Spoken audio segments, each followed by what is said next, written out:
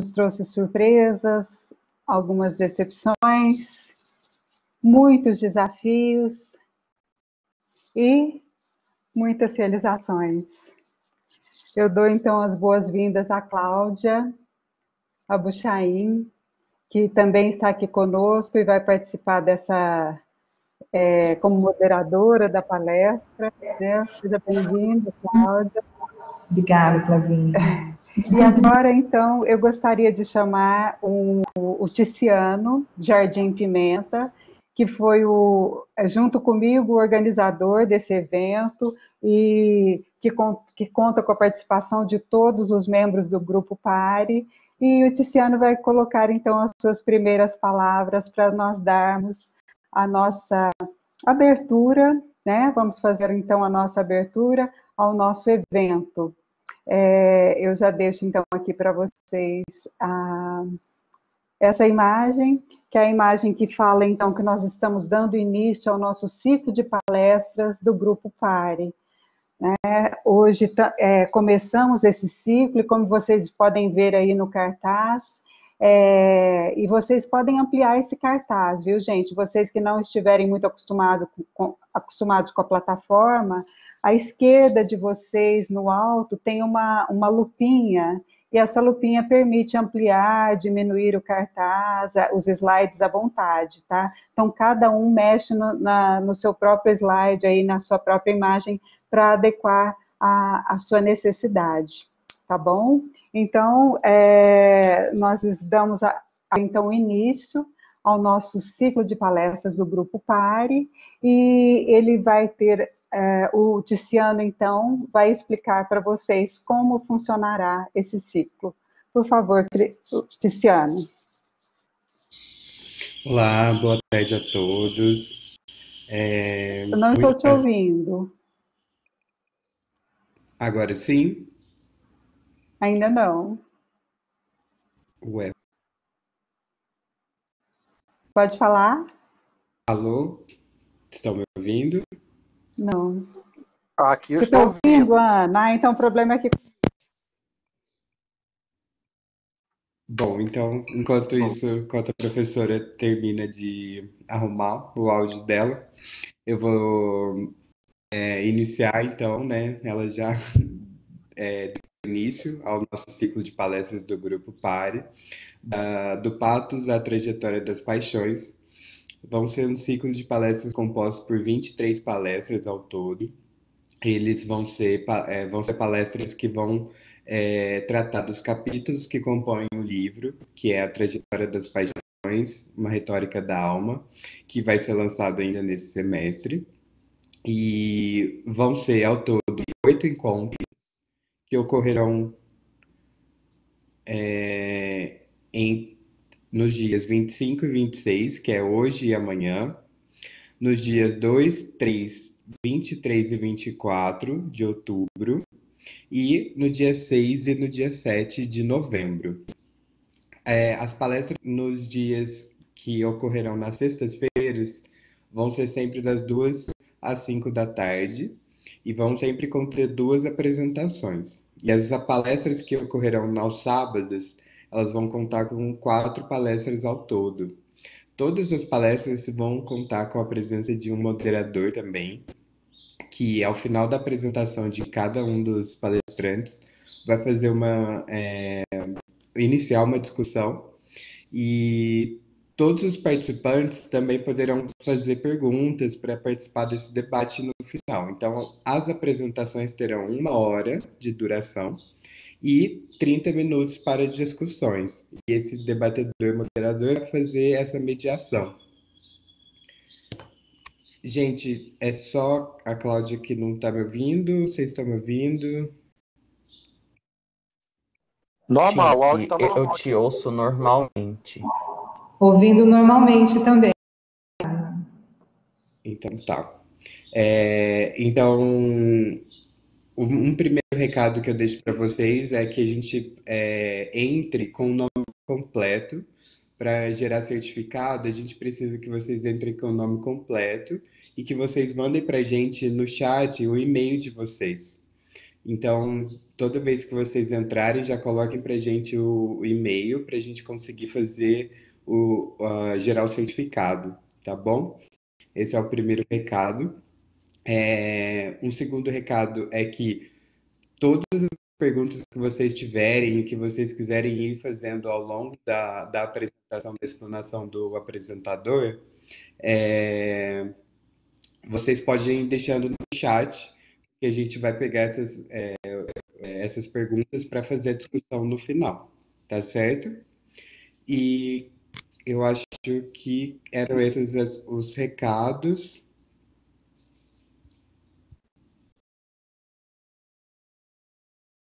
Deixa eu ver mais alguma coisa.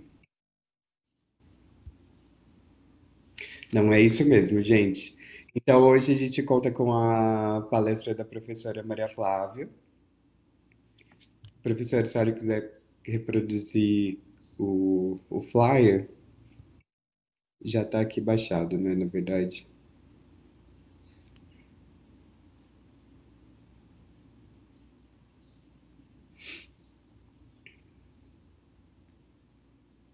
Então, só dando as boas-vindas a todos vocês, e lembrando que quem participar dessa primeira palestra, já mandar o e-mail, não precisa repetir esse procedimento nas próximas palestras, tá? A gente precisa ter o registro do e-mail de vocês uma única vez, e depois, para todas as próximas palestras, basta entrar com o nome, tá? Entra com o nome completo, não precisa nem repetir o nome aí no chat. Se entrou com o nome completo, nós já temos como registrar, tá bom?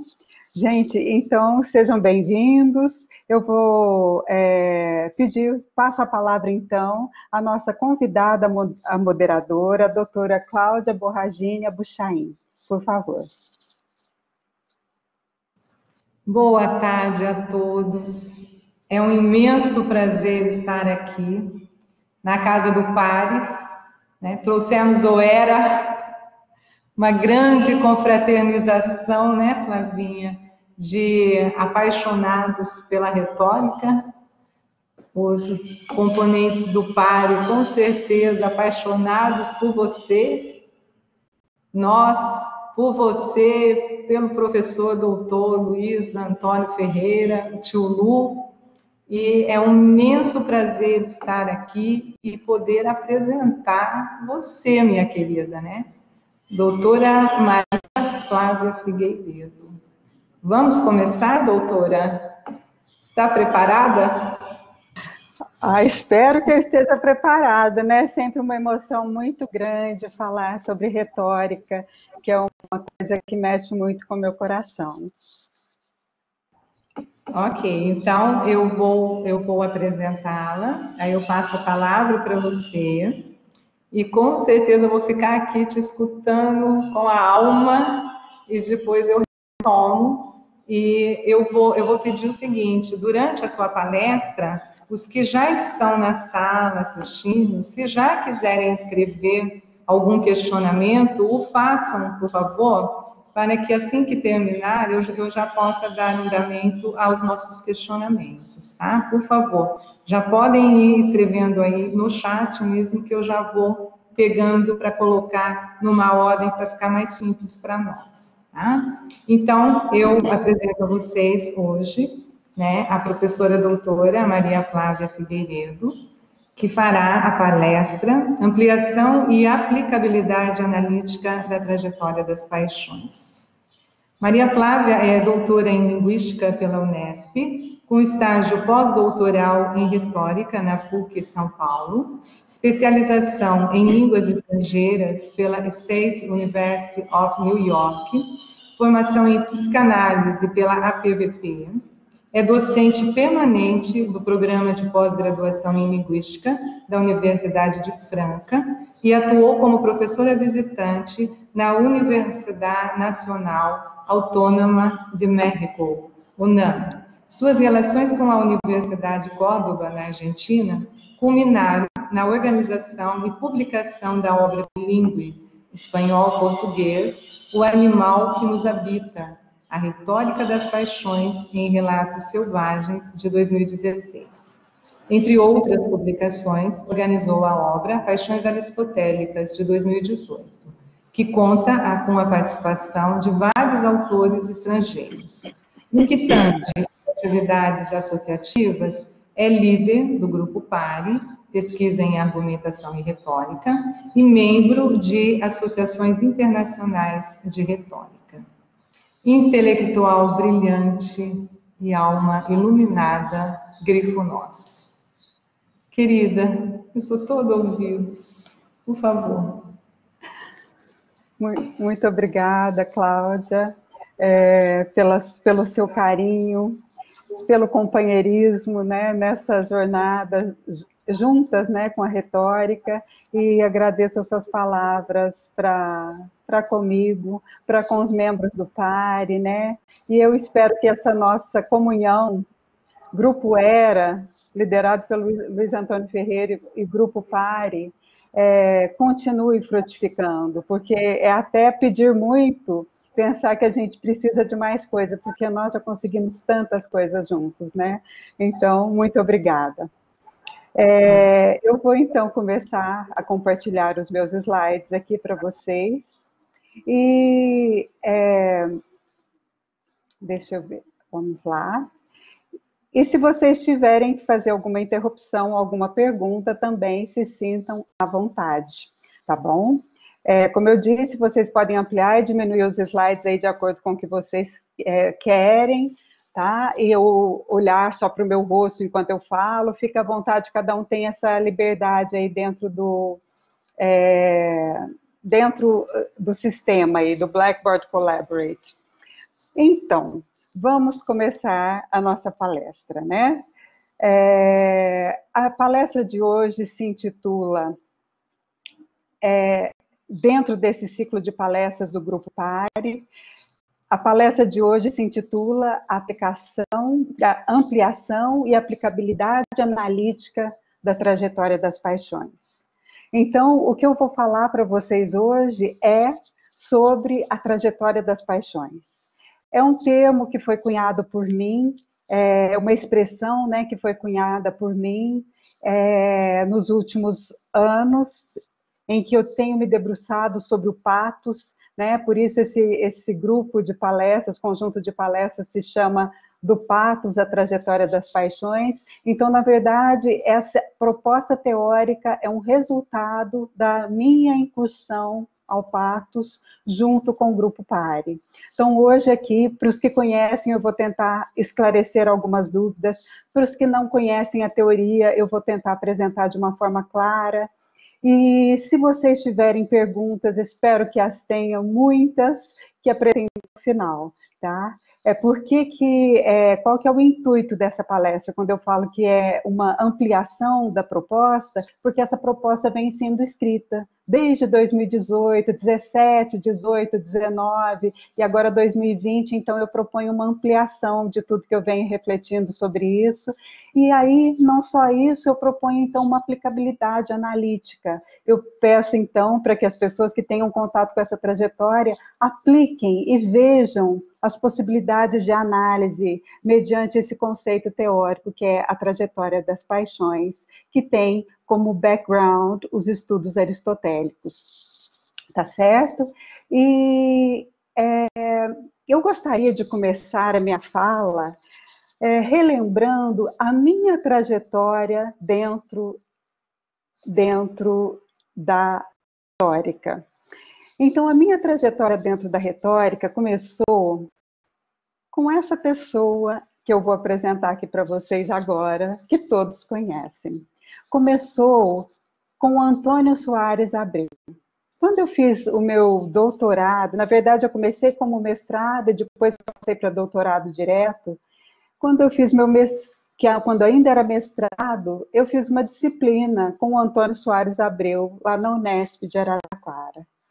Naquela época eu era muito nova, ele também era novo, peguei uma foto dele mais novo aí, e ele me deu os primeiros ensinamentos sobre a retórica. Me lembro que gostei muito, que fiquei muito encantada com a fala dele, mas passou. Eu estudava fonologia, tinha outras preocupações e precisava me deter nos meus estudos. Eu trabalhava com o ensino da pronúncia da língua inglesa, não tinha a menor condição de ficar pensando na retórica e tudo que ela pode nos trazer.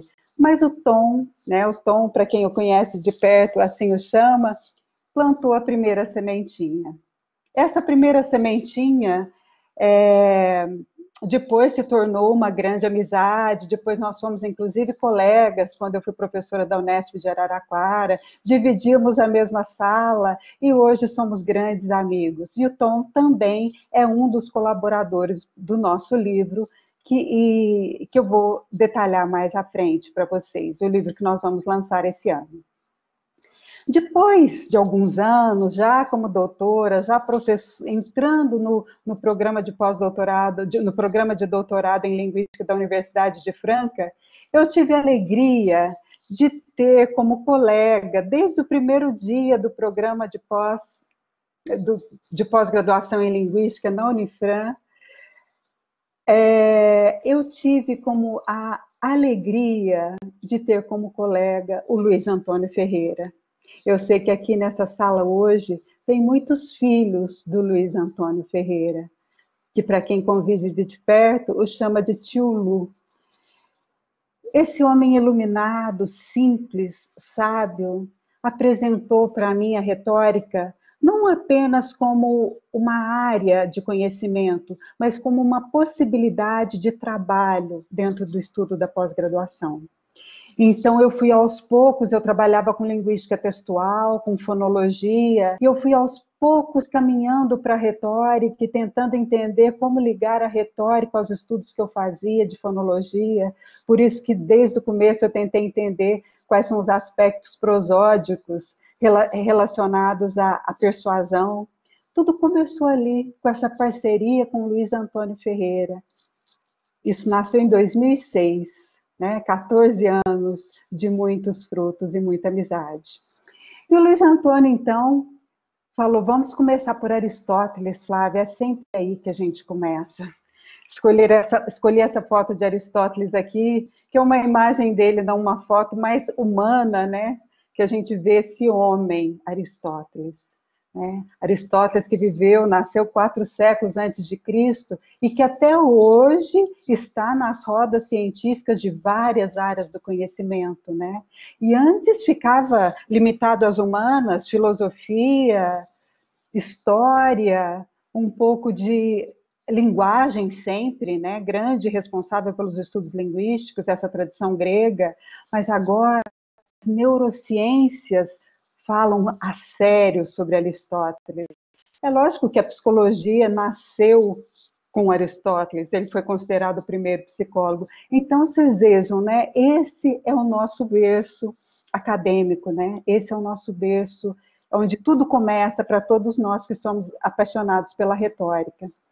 Mas aí, saindo lá do berço, e tem outros, né? Outros grandes nomes, né? Tem o Quintiliano, Cícero, que é posterior a ele, mas eu vou falar só do Aristóteles hoje, porque é dele parte da teoria que eu vou apresentar hoje. E aí depois, continuando os meus estudos sobre Aristóteles, eu encontrei essa pessoa.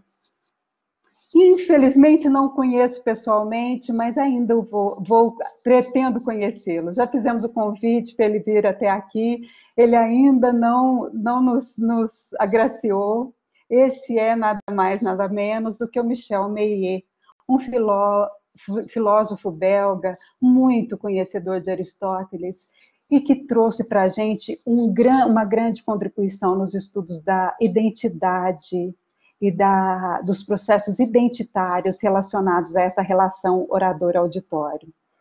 E aí, gente, com toda essa bagagem que eu fui adquirindo ao longo dos anos, em 2013, nós fundamos o Grupo Pari, né? O Grupo Pari nasceu dentro da Universidade de Franca, começou devagarinho, começou com poucos membros, né? E ele foi caracterizando a sua identidade. Essa identidade do Pari foi construída muito lentamente e ainda está sendo construída a cada dia. Então, quando eu falo de identidade, né, eu trago aqui um sinal de uma impressão digital, e para dizer que o Pare, ele foi construindo a sua impressão digital ao longo desses anos, mas o Pare constrói em nós a nossa impressão digital também. Então, quem é membro do Pare hoje tem na sua digital essa marca, somos Pare, né? Somos parceiros do ERA e somos um grupo de estudo, nós não estamos sozinhos. E aí, gente, uma coisa, eu queria fazer uma homenagem hoje aqui para um fruto do grupo Pare, que é o Samuel Cardoso Santana. É esse menino despretensioso que está aí nessa foto e que se juntou a nós desde o começo. Samuel é mestre em Linguística pela Unifran, é historiador pela Unesp de Franca e é um franciscano, como vocês podem ver aí, uma pessoa que ajuda as pessoas em situação de rua. E a gente brinca que o Samuel tem uma mochila mágica, ele está aí com a mochilinha dele nas costas. E nas nossas reuniões onde ele estava presente, a gente falava, sabe aquele livro assim? O Samuel falava, peraí, abria a mochila e tirava o livro. Incrível, essa mochila dele faz milagres, né? Mas, na verdade, o Samuel é mesmo sensacional, né? É isso aí, é isso que você está comentando aí. E o Samuel, ele é meu discípulo, mas o bom discípulo supera o mestre. E fica aqui, Samuel, a minha homenagem a você. Você me supera em muitas coisas e hoje eu aprendo muito com você. Em todos os âmbitos, nos âmbitos humanos, espirituais e intelectuais. Os meus agradecimentos a toda a contribuição que você traz ao Pare e aos nossos estudos. E aí, ultimamente, eu recebi e tenho recebido a influência desse homem aqui. Esse já da Idade Média, Tomás de Aquino. Tomás de Aquino entrou conosco via emoções. Ele, na sua Suma Teológica, também trata das paixões humanas. Ele recorda os estudos aristotélicos, ele vai beber em Aristóteles, vai refletir sobre o que Aristóteles propõe e ele aprofunda. Aprofunda de uma forma um pouco diferente, porque lendo Tomás de Aquino, a gente percebe que ali não está somente o homem, puramente humano. Há em Tomás de Aquino uma forte centelha divina que continua em seus escritos e ilumina as nossas reflexões. Isso, para mim, é uma descoberta muito recente. E agradeço a São Tomás de Aquino as contribuições aos nossos estudos. E aí, tudo isso, esse ano, o Grupo Pare consegue, então, organizar um livro que se chamará Trajetória das Paixões, uma retórica da alma. Espero que esse livro chegue à mão de vocês em outubro, no máximo novembro. E esse livro tem uma contribuição muito grande de muitas pessoas. O meu querido Luiz Antônio Ferreira acabou de nos mandar a 4ª capa, maravilhosa. O Eduardo Pires vai fazer o prefácio. O Antônio Soares Abreu escreve um dos capítulos. A minha querida amiga Ana Lúcia Magalhães escreve um dos capítulos. E vários membros do Pare escrevem vários capítulos. O livro terá 570 páginas e contará com 22 capítulos. Esse livro é uma organização de 3 amigos, Acir de Matos Gomes, Luana Ferraz e eu, Maria Flávia Figueiredo. Então, nessa alegria da nossa amizade, nessa união ERA e Pare, nós 3 somos membros dos 2 grupos, nós então propusemos a ideia desse livro. Hoje aqui para vocês eu vou falar sobre o meu capítulo desse livro. É o capítulo introdutório do livro. Todos os demais capítulos farão uma alusão a essa teoria, Trajetória das Paixões. Então vamos lá. O meu capítulo se intitulará Ampliação e Aplicabilidade Analítica da Trajetória das Paixões, e eu começo o meu capítulo com uma citação que diz que Aristóteles dizia que a a retórica abrangia o que chamamos hoje de psicologia. Claro, sem conhecer os sentimentos das pessoas, o retórico nunca conseguirá enxergá-las ou conquistá-las.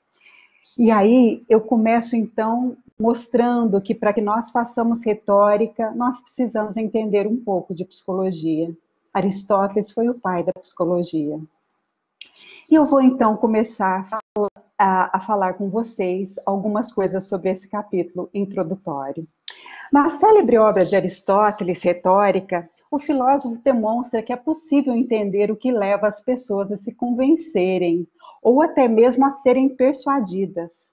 É claro que esse não é um processo tão simples e, por essa razão, demanda do analista um espírito investigativo e sensível. Este trabalho é fruto das inquietudes instigadas por Aristóteles. Vou interromper aqui para quem quiser ficar olhando só para o meu rosto, aí pode ampliar a tela, né?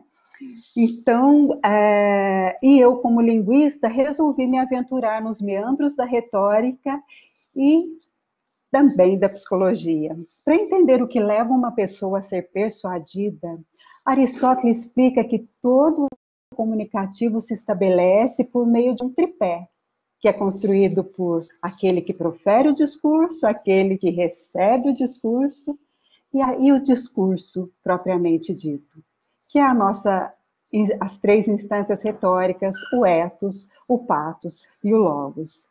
Gente, aqui eu gosto de deixar bem claro que Aristóteles já falava de um processo interacional. Então, quando a gente estuda Bakhtin, que a gente vê que Bakhtin propõe o interacionismo, de fato, Bakhtin é o grande interacionista, mas nós não podemos esquecer que isso já estava presente em Aristóteles. Aristóteles já dizia, o orador só existe mediante o seu auditório e vice-versa, mediante o discurso que eles proferem entre si, tá? Então, sempre vamos atribuir o valor a quem tem, né? Somos todos filhos de Aristóteles. Então, o estabelecimento desse tripé é apenas o início de uma investigação sem fim, que em cada ocorrência discursiva será posta à prova para iluminar o caminho investigativo do analista e lhe proporcionar insights necessários para o entendimento de uma dada questão. São muitas as possibilidades fornecidas pela retórica para levar o pesquisador a uma análise adequada. Neste trabalho que eu apresento aqui para vocês hoje, nós elegemos apenas um enfoque, que será o caminho do pathos, né? Dessas três instâncias, então, fazemos uma incursão no pathos. A teoria retórica é tão abrangente e completa que merece ser segmentada e destrinchada em cada uma de suas repartições. É o que buscaremos realizar nessa palestra de hoje. E também nas palestras que comporão esse ciclo de palestras. Todas elas serão iluminadas por um único enfoque, o da trajetória das paixões. Daí surge a pergunta, a que parte da teoria retórica essa trajetória se vincula? Sem dúvida, se vincula ao pathos, a parte do tripé que se relaciona às paixões presentes no auditório. Aquele que profere o discurso, o orador, para ser bem-sucedido nesse empreendimento persuasivo, necessita conhecer seu auditório. Gente, e é tão difícil conhecer o auditório, a gente não tem como conhecer o auditório, a gente tem algumas dicas, algumas instâncias, algumas ideias, e às vezes as coisas que a gente sabe não são suficientes, né? Então a trajetória das paixões tenta entrar aí, onde Aristóteles parou, tá? Aristóteles parou num ponto que nós vamos ver daqui a pouquinho. E aí a trajetória das paixões tenta investigar um pouco mais. Então, nós precisamos conhecer o auditório. Essa parece ser uma ideia simples, porém vemos que na prática não é o que ocorre. A maioria de nós se dirige aos interlocutores sem levar em conta o que de fato eles são. Como temos a tendência natural de sermos autocentrados, muitas vezes esse olhar para o outro nos resulta difícil.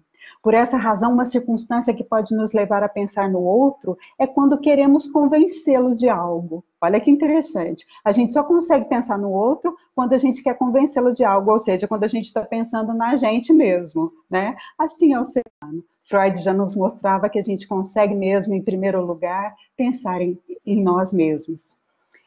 Ou quando a gente deseja que o outro concorde com o que pensamos, ou quando a gente deseja que ele faça o que nós queiramos. Nesse cenário, nos interessa perguntar: a quem me dirijo? Quais são seus valores? O que lhe interessa? O que o motiva? O que o emociona? O que o faz pensar como pensa? Então, para responder essas perguntas, eu chego ao ponto de interesse dessa palestra. Então, a proposta da trajetória das paixões, ela bebe no corpus aristotélico e também em algumas reflexões trazidas por Treba Atienza. Nesse momento eu estou só falando mesmo, tá? Os meus slides são poucos, mas eu vou intercalando com os slides. Agora, por exemplo, nós temos mais um slide aqui para vocês. Vamos lá.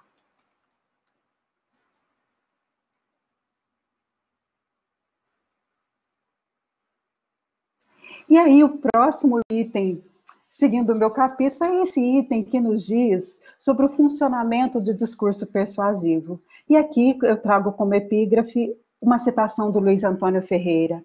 A palavra é mesmo uma entidade mágica, fugidia, ela nos faz perseguir um sentido. Às vezes se esconde, não nos permite entendê-la em plenitude, mas ainda assim nos arrebata, encanta, envolve e toma conta de nossos corações e mentes. Então, em um discurso de cunho persuasivo, o orador busca despertar em seu auditório a adesão às teses apresentadas. Assim, ele lança mão de todas as estratégias que são ao seu alcance para lograr tal intuito. Um dos recursos mais eficazes à disposição do orador é o despertar das paixões. Ele é eficaz, mas ele é difícil de ser realizado. Segundo Aristóteles, essa estratégia funciona de maneira muito efetiva, pois as emoções humanas, quando despertadas, causam alteração no auditório e introduzem mudanças nos seus juízos. Para entender como esse processo se dá, Aristóteles descreve cada uma das paixões e demonstra que o orador capaz de despertá-las em seu auditório, no momento oportuno, kairos, fará com que este auditório acolha a tese por ele apresentada e chegue até mesmo a agir da maneira esperada pelo orador. Então, instigada por esse percurso, eu resolvi me debruçar sobre o tema com auxílios dos membros do Grupo Pare. E os resultados das minhas reflexões, então, resultam nessa proposta teórica da trajetória das paixões. E aqui eu trago, então, uma citação do Aristóteles que diz, olha que interessante, a escrita é a mesma para todos, nem os sons pronunciados são os mesmos, embora sejam as afecções da alma. As afecções da alma são as mesmas para todos. Todos nós sentimos as mesmas emoções. Todos nós temos a alma inundada pelas mesmas paixões. Olha que interessante isso. Então, meu intuito, então, é refletir um pouquinho agora à luz de Michel Meillet. E Michel Meillet nos diz o seguinte: é bom que entendamos desde o início que as paixões humanas, olha o que ele nos diz, são as causas que fazem alterar os seres humanos e introduzem mudanças nos seus julgamentos, na medida em que elas comportam dor e prazer. Isso é uma frase do Aristóteles, né? Eu não vou citar Meillet aqui agora. Gente, por que as emoções mexem conosco? Porque as emoções nos causam dor e prazer. Mas espera aí, as emoções não são da alma? Não, as emoções são da alma e do corpo. Por que as emoções acontecem no nosso corpo? Porque as emoções nos convocam elas nos fazem mudar o julgamento e elas nos fazem agir. É muito fácil você ficar tranquilo ou sem ação quando algo toca apenas o seu raciocínio. Mas quando algo toca o seu corpo, você é convocado a agir. De que forma as paixões tocam o nosso corpo? Por meio da dor ou por meio do prazer? Ontem uma irmã minha me contava uma história. Ela dizia assim que quando ela está lidando com alunos muito complicados e que estão achando difícil resolver algumas questões relacionadas aos alunos, ela fala, peraí que eu vou ali buscar umas balinhas. Ela vai, pega um pouco de bala, coloca ali na mesa onde está sendo a conversa, oferece um chocolate, um café, e depois disso, o ambiente se relaxa e a conversa flui, os pais não ficam tão resistentes mais, e acabam até por concordar com as propostas, né, da escola ali. Como assim, gente? Uma bala? O que é isso? Onde é o segredo da bala? A bala é doce. A bala gera prazer no corpo. O açúcar, ele é aditivo porque ele é uma fonte de prazer imediata, a mais rápida possível, né? Você coloca um açúcar debaixo da língua, você já sobe a sua glicemia imediatamente. Então, vocês vejam, um prazer bobo de uma bala, que é interpretado como uma gentileza por parte da outra pessoa, faz mudar todo o ambiente. Parece simples, né? Mas a gente estuda muito e na hora de fazer a gente não sabe fazer essas coisas. Então, continuando mais um pouquinho. Essa reflexão nos leva a compreender que para as pessoas que amam, as coisas não parecem ser as mesmas que para aquelas que odeiam, nem para os dominados pela cólera, as mesmas do que para os tranquilos. Né? Dessa maneira, podemos entender que a experiência efetiva de uma emoção altera a ótica de quem observa e julga uma dada questão. Meio corrobora a ideia de que a força das paixões reside no fato de que elas comportam dor e prazer, e, consequentemente, desestabilizam o ser humano. A esse respeito, ele assim se pronuncia. Para Aristóteles, as paixões estão intimamente associadas ao prazer e ao sofrimento, por conseguinte, ao apetite sensível, o qual é flutuante e, por isso, desestabiliza o homem. Gente, nós que gostamos de estar no controle de tudo, né? Raciocinamos, estudamos, estamos no controle de tudo, a gente vê que as nossas emoções estão presentes em tudo, o tempo todo. E uma das coisas que mais tenho gostado nos estudos de São Tomás de Aquino, ele, como grande teólogo, grande religioso, a gente suspeita que ele vai definir o homem só a partir do seu viés espiritual. Muito pelo contrário. Tomás de Aquino vê o homem inundado por paixões, as mais baixas que sejam, ou as mais elevadas que sejam. Ele considera o homem na sua integridade. E ele o estuda a partir desse prisma. Fica aí o meu convite, hein? Tomás de Aquino. Ao nos depararmos com a afirmação de Meillet, que está aí na tela, de que o apetite sensível é flutuante, podemos entender que as paixões estão relacionadas a situações transitórias, que, no campo da retórica, são provocadas pelo orador. Então, gente, as paixões não são vícios ou virtudes, elas são coisas transitórias. E aí, o orador pode fazer com que elas surjam em nós. Por quê? Olha essa citação. As paixões refletem, no fundo, as representações que fazemos dos outros, considerando-se o que eles são para nós, realmente ou no domínio de nossa imaginação. Então, gente, para entender paixões, a gente tem que entender o interacionismo. Porque a paixão funciona como resposta. A paixão é minha resposta ao que o outro provocou em mim. E a paixão é uma forma de agir sobre o outro. O tempo inteiro, a paixão é uma atuação no mundo. Ciente do papel que as emoções exercem no discurso, Aristóteles elenca as 14 paixões com perspicácia e a sua sensibilidade é tão grande que ele é considerado, então, o precursor da psicologia. Foi o nosso primeiro psicólogo. E agora, então, nós passamos, então, para as paixões humanas propriamente ditas, e nós vamos trazer uma citação de Meillet, que para mim nunca é demais.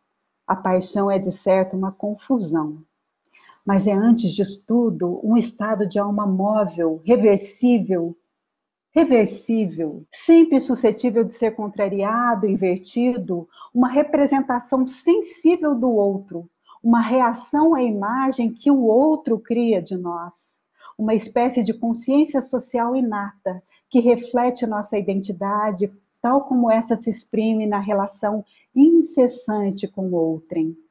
Reequilíbrio que assegura a constância na variação multiforme que o outro assume em sociedade. A paixão é resposta, julgamento, reflexão sobre o que somos, porque o outro é, pelo exame do que o outro é para nós. E assim, entendendo que a paixão é algo reversível e que o orador pode despertar uma paixão, mas ele pode reverter também, se ele despertou a paixão errada, ele pode reverter o processo. Trago aqui então um slide que traz as 14 paixões descritas por Aristóteles, que são a ira, a calma, a amizade ou amor, a inimizade ou ódio, o temor ou medo, a confiança, a amabilidade, que é o favor, a vergonha, a desvergonha, que é a impudência, a piedade, a compaixão, a indignação, a inveja, a emulação, a indelicadeza ou o desprezo. Aristóteles traz todas essas descrições de uma forma magistral para nós. E aí, então, continuando mais um pouquinho, a esse respeito, nos instrui Meillet que, do ponto de vista das relações entre pessoas, a lógica retórica é a da distância e a da proximidade. A identidade e a diferença entre os homens exprimem-se e medem-se por suas paixões. São índices e, ao mesmo tempo, parâmetro. E aí eu vou dar um spoiler de um capítulo que o Valmir e eu vamos publicar no livro que está sendo organizado pelo Luiz Antônio Ferreira e que vai ser publicado esse ano pelo Era, né? Um livro também sobre patos. Olha como que a gente caminha junto sem querer, né? Sem querer, querendo, é a nossa afinidade de almas. Queridos, veja aí que interessante esse quadro que o Valmir, que é meu orientante de doutorado, e eu propomos no texto que nós já escrevemos para o livro do Pari. O nosso texto se chama Uma Incursão ao Pato, um método aristotélico de descrição das paixões e a relação hierárquica delas emanada. E aí o que nós mostramos é o seguinte, que nesse quadro que nós apresentamos, que as 14 paixões aristotélicas, elas trazem para quem as sente uma relação assimétrica. Então, uma relação hierárquica. Toda vez que eu sinto cólera, eu não me sinto no mesmo nível da pessoa. Quem sente cólera se sente inferior a quem causou a cólera. Quem sente calma se sente inferior a quem causou a calma, porque quem causou a calma está num nível mais forte e que pode te dar tranquilidade. Quem sente amor, esse se sente igual.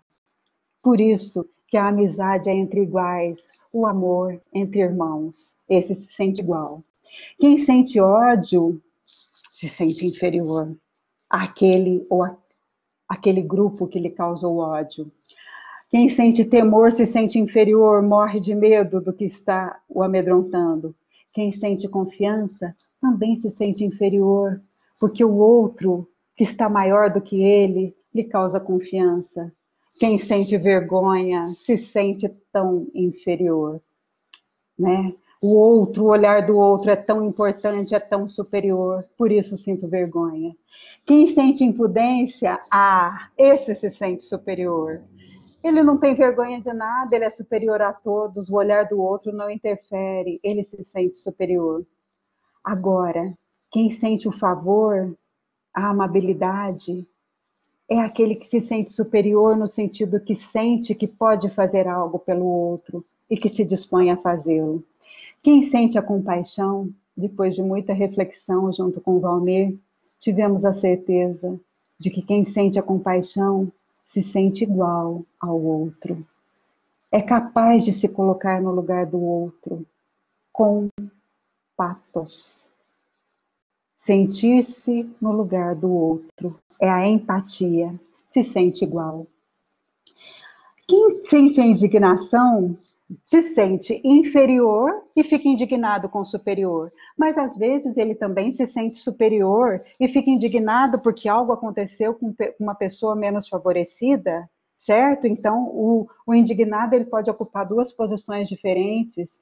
Quem sente a inveja, coitado de quem sente a inveja, se sente muito inferior, né? Só olha para o que o outro tem, só olha para o que o outro conseguiu e eu não consegui. Tudo que o outro pode, eu não posso. Pobre de mim, pobre de mim. O invejoso lá embaixo no chão.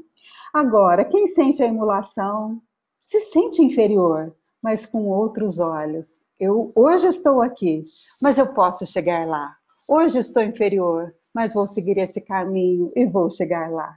Ele é positivo, né? O emulador é positivo, tem pensamento positivo. E o desprezo, quem sente desprezo, então, se sente superior. Por isso ele despreza. Ele está em outro nível, todos os outros são menores do que ele. Então fica aí o nosso spoiler e já um convite para ler o capítulo que nós vamos publicar no belo livro que o Luiz está organizando, Inteligência Retórica, o Patos. E caminhamos então um pouquinho mais, né? Aí a gente chega,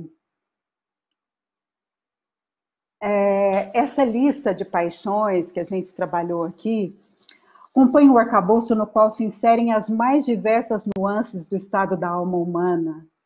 O orador, de acordo com seu objetivo discursivo, pode adentrar e explorar tal arcabouço com o intuito de inflamar a paixão adequada ao seu propósito. Gente, mas olha que loucura, vocês estão olhando para essa tabela aí. Nós estamos falando que o orador pode inflamar a paixão adequada para o propósito comunicativo dele. Se, então, no jogo entre ele e o seu auditório, ele vai ter que brincar com essas assimetrias ou simetrias aí, né? Se ele quer a compaixão, ele vai ter que contar uma história em que o seu auditório se sinta igual aos personagens daquela história, né? Se ele quer despertar a cólera do seu auditório, ele tem que se colocar numa posição superior e o seu auditório se sentir inferior e colérico. Imagina se o orador não sabe se posicionar na posição certa, ele não vai conseguir lograr a paixão que ele precisa despertar no seu auditório. Então, depois que eu propus a trajetória das paixões, né, e eu estou começando a apresentar aqui para vocês, o meu intuito teórico tem sido encontrar estratégias para que a gente aplique a trajetória, para que a gente faça a emoção ser suscitada da forma correta. Gente, não é fácil. Geralmente a gente suscita emoção que a gente não gostaria, né? A gente desperta o ódio em pessoa que a gente gostaria de despertar amor. Então, tenho estudado as estratégias que nos permitem fazer isso. Agora, vocês todos já devem ter assistido o filme Duelo nas Redes, né? O Facebook sabe fazer isso. As redes sociais sabem despertar em nós as paixões que eles querem, da forma com que eles querem. E por quê? Por que as redes sociais sabem despertar em nós as paixões que eles querem, na hora que eles querem, da forma que eles querem? Porque eles nos conhecem profundamente. As redes sociais nos conhecem mais que nós mesmos nos conhecemos. Eu gosto muito de analisar o perfil de pessoas no Facebook e no Instagram. Eu conheço tanto as pessoas que eu analiso ali. E eu vou contar uma coisa que vocês vão desacreditar, mas vocês podem confirmar com fatos depois. Há mais ou menos 4 anos atrás, eu estava caminhando pelo Facebook de um sobrinho e eu vi uma foto de uma menina no meio de várias meninas. E eu então fui para o Facebook dela e fui analisar o perfil daquela menina. E a hora que eu nunca tinha visto a menina, eles são de outra cidade. A hora que eu vi o perfil da menina, eu disse: essa menina, que eu não conheço, é a alma gêmea do meu sobrinho. Isso eu tive uma certeza tão grande. E eu falei: nossa, que coisa maluca, parecia uma inspiração do céu, assim, né? Eu estava analisando o Facebook, como o próprio Facebook faz conosco, né? Eu estava analisando o Facebook dela. Aí eu fui analisar as fotos dela e vi que ela tinha namorado. Eu falei: ah, deixa pra lá, né? Talvez seja uma impressão errada minha. Passado um ano, encontrei com esse meu sobrinho numa festa de Natal, porque eu não convivo com ele. Eu disse assim: você conhece uma menina? Ele se chama Thales, esse meu sobrinho. Eu falei: Thales, você conhece uma menina que se chama Gabriela? Ele falou: ah, tia, eu conheço muitas Gabrielas. Eu falei: uma que está lá no seu Face, eu não sei se é Gabriela Barbosa, eu me esqueci o nome dela, já faz tempo que eu vi. Ele falou: ah, conheço sim, Gabriela Barbosa, é uma menina lá, conheço. Aí eu falei: Thales, aquela menina é sua alma gêmea, viu? Ele falou: que é isso, tia? Que? Não tem nada com aquela menina, não. Eu falei: não, eu sei. Pena que ela tem namorado, né? Deixa pra lá. Aí ele falou: não, ela terminou, ela não tá namorando ninguém, não. Eu falei: então abre seus olhos. Isso foi no Natal. No dia 1º de janeiro, ele foi para uma festa em que essa menina estava, eles começaram a namorar. E neste final de semana, há 15 dias atrás, foi o casamento deles, agora, na pandemia. E, de fato, eles são alma gêmea. O Facebook conhece isso de nós, a nossa verdade. Cupido, na verdade, não, Luciano, na verdade eu vi que quando a gente, de fato, entra na identidade da pessoa e consegue entender a sua essência, a gente tem condição de saber exatamente do que ela precisa, né? E é muito bonito ver esse casal hoje. É um casal como a gente diz em inglês, a match made in heaven, né? Um casal feito, uma ligação feita nos céus aí. De fato, eles têm muito a ver, né? Tá, se o Facebook nos conhece mais do que nós mesmos, o Instagram também, nós como orador, temos que encontrar estratégias que nos permitam conhecer o nosso auditório. Vamos lá. Vamos fornecendo mais informações, é isso aí.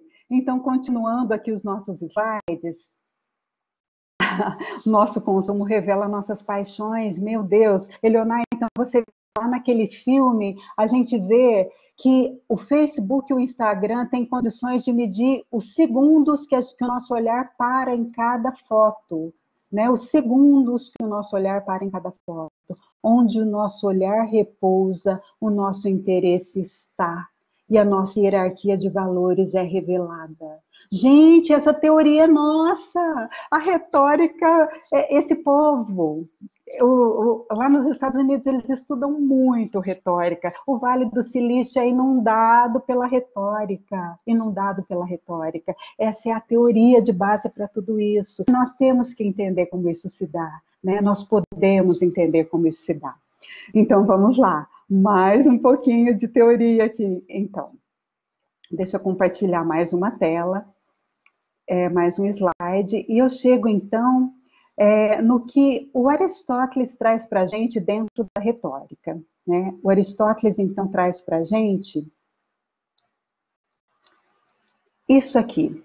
O legado aristotélico é esse. Ele diz que uma paixão, quando despertada, quando uma pessoa é tomada por uma emoção, acontece nela uma mudança de julgamento. E essa mudança de julgamento vai necessariamente levá-la a uma ação. Para quem não estuda retórica, é muito fácil entender porque a gente experimenta isso o tempo inteiro. Quando alguém te cutuca, assim, aperta com o dedo na sua barriga, você fala assim, ai, sai pra lá, né? Isso aí é paixão, mudança de julgamento e ação, tá? Às vezes você está ali feliz do lado da pessoa, você está até abraçadinho nela, se ela te cutuca de um jeito que te incomoda, aquilo te gera um incômodo, uma raiva. Eu tenho raiva quando a pessoa me toca de um jeito que não me agrada. A raiva me leva a mudança de julgamento. Qual que é a mudança de julgamento? Se antes eu queria estar perto, agora eu quero estar longe. E aí, a ação decorrente disso é, sai para lá. Ou eu saio para lá sem falar nada para a pessoa, tá? De forma bem simples, é isso. Só que de uma forma muito mais profunda, todas as nossas ações, todas as nossas escolhas são definidas por esse processo.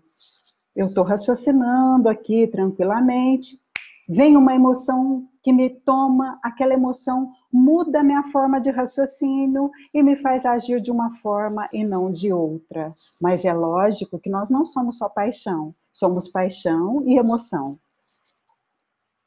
Somos razão e emoção, né?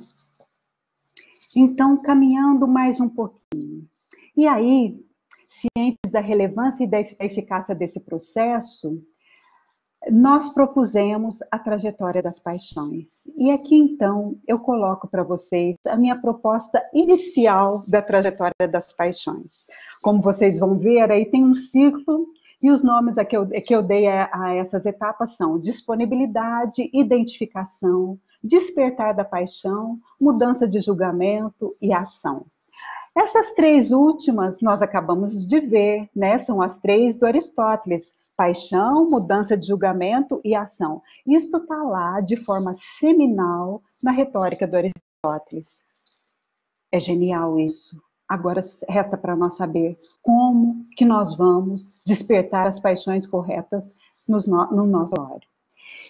Refletindo sobre isso, eu entendi que a gente só desperta uma paixão se a gente conseguir despertar no nosso auditório processos identitários.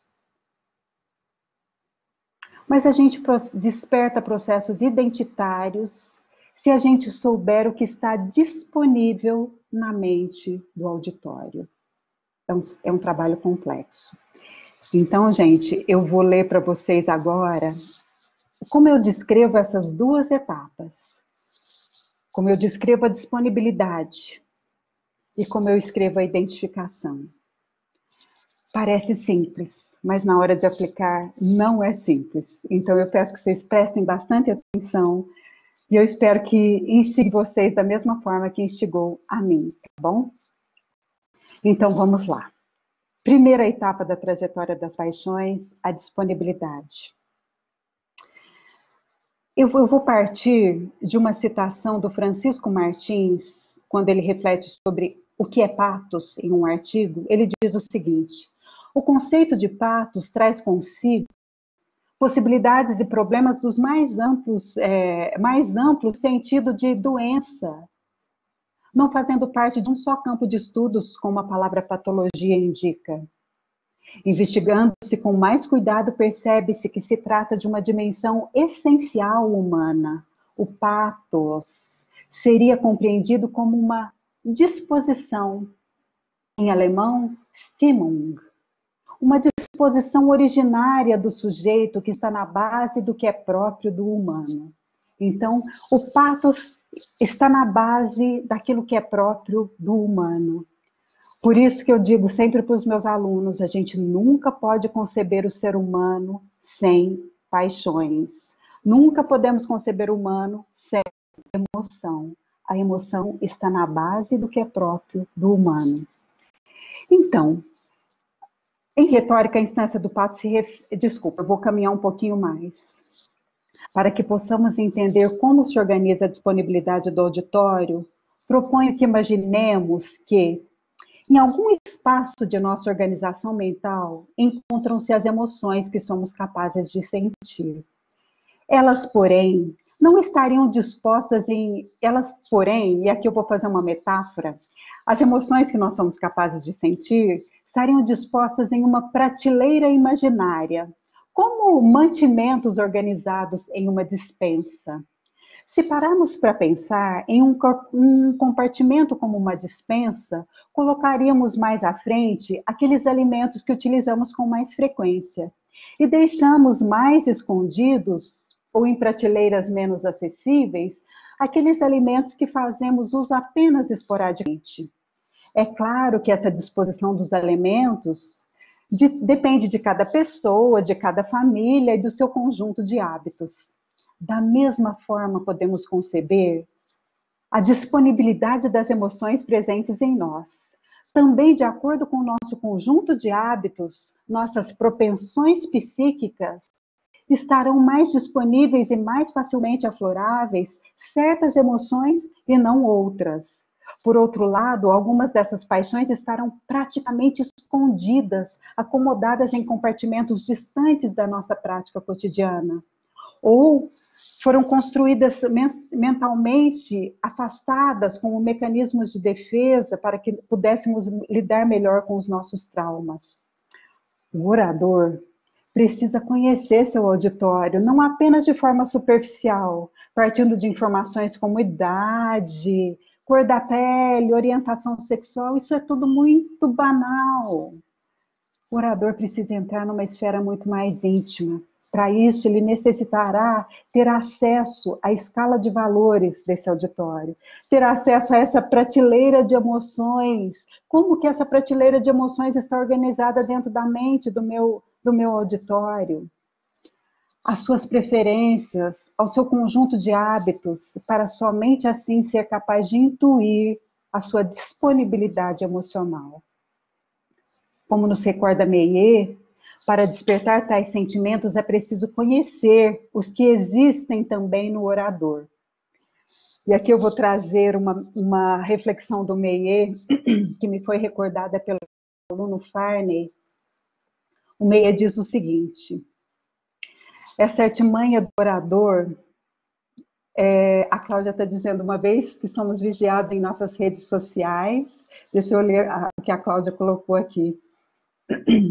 Fico a pensar se não revelamos nossas paixões até mesmo por meio de nossas compras virtuais. Sem dúvida, Cláudia, sem dúvida.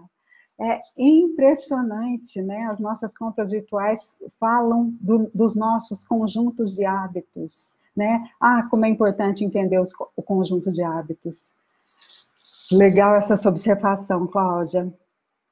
E aí, nesse jogo que o orador tem que fazer com o seu auditório, o Meillet fala assim: é como se o orador, sensível à busca por identificação por parte do auditório, agisse dessa forma.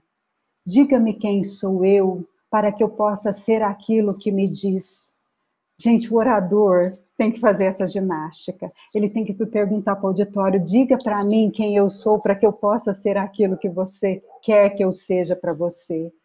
Deixa eu criar identidade profunda para que você possa me revelar a sua escala de valores e a sua prateleira de emoções e para que eu possa conseguir acessar a sua disponibilidade de emoções. Por meio dessa linha de raciocínio, enfatizamos que é necessária uma disponibilidade afetiva por parte do auditório para que a paixão preconizada pelo orador encontre espaço de atuação. O estágio da disponibilidade, portanto, refere-se à disposição emocional do auditório e à sua acolhida em relação às emoções propostas pelo discurso recebido. Em outras palavras, um auditório só sentirá determinada paixão se estiver aberto, de acordo com sua predisposição cognitiva a senti-la. Entenderam isso, gente? O que é disponibilidade? É saber se o seu auditório tem uma predisposição cognitiva para sentir uma emoção. Isso é o estágio da disponibilidade. O orador precisa estudar isso, o orador precisa estar atento a isso, para que ele comece o processo persuasivo. Uma vez que a paixão lançada pelo orador encontra espaço e ressonância no campo afetivo do auditório, a trajetória das paixões recebe aval para percorrer de forma imbatível a máquina humana. Chegamos assim ao segundo estágio. Tudo ok sobre a disponibilidade? Deu para entender?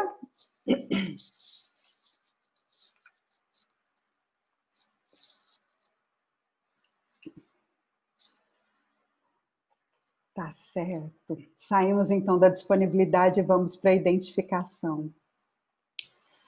Confesso para vocês, gente, que a disponibilidade foi para mim o último estágio. Foi o último estágio que eu pus da trajetória. O primeiro estágio que eu propus foi o da identificação.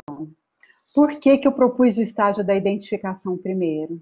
Porque eu senti, eu criei o estágio da identificação, eu comecei a criá-lo o dia que eu estava assistindo aquele filme, 12 Homens e uma Sentença. Naquele filme, os 12 jurados acham que o réu é culpado e querem condená-lo. Um jurado levanta uma dúvida. Daí, passado o tempo percorrido, os 12 jurados chegam à conclusão de que o réu não era culpado, que ele era inocente. Mas cada jurado só consegue pensar no réu pelo viés da sua própria identidade. O dia que eu vi isso naquele filme, naquela peça de teatro que virou filme, é uma obra literária, eu entendi que nós só conseguimos olhar para o outro através do nosso viés.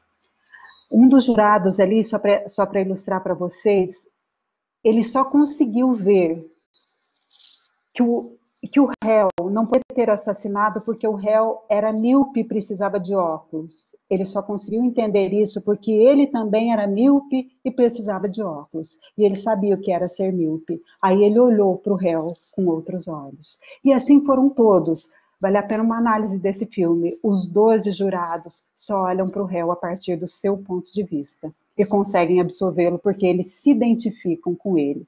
Essa, então, foi a etapa da identificação que eu vou falar um pouquinho para vocês agora. O que é a etapa da identificação? Nessa etapa tem lugar um aspecto primordial do processo persuasivo, sem o qual nenhum dos passos subsequentes se fariam possíveis. Trata-se da identificação. Para refletir sobre esse estágio, comecemos por nosso legado cultural. Vejamos como esse processo se corporifica em primeira pessoa.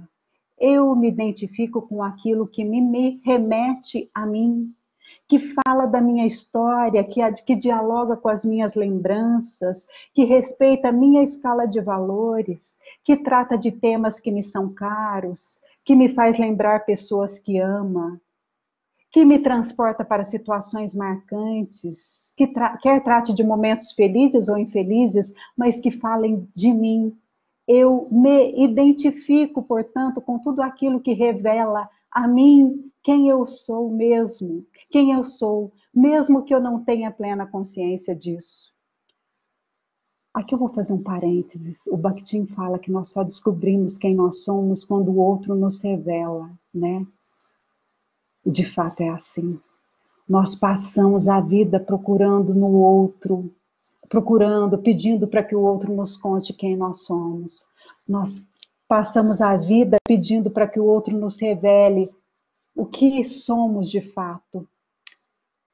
Ah, e quando o orador consegue nos contar quem nós somos.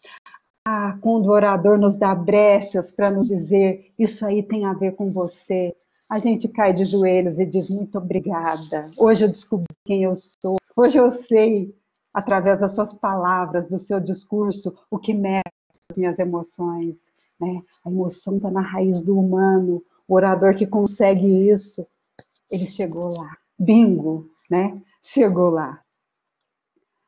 Na mesma via de entendimento, o Meillet vem nos recordar que é por meio da identificação que as paixões conseguem exercer sua função intelectual, epistêmica, operam como imagens mentais, informam-me sobre mim e sobre o outro, tal como ele age em mim. A paixão revela sobre mim e sobre o outro, tal como ele age em mim. Podemos entender assim que a identificação é o gatilho para o despertar das paixões. Sem esta etapa, a trajetória jamais se concretizaria. Isso porque só me sensibilizo se antes conseguir me identificar. Quando isso acontece, chegamos ao terceiro e mais importante estágio, que é o despertar das paixões. Aqui nesse texto meu, eu ainda chamo o despertar das paixões do mais importante estágio.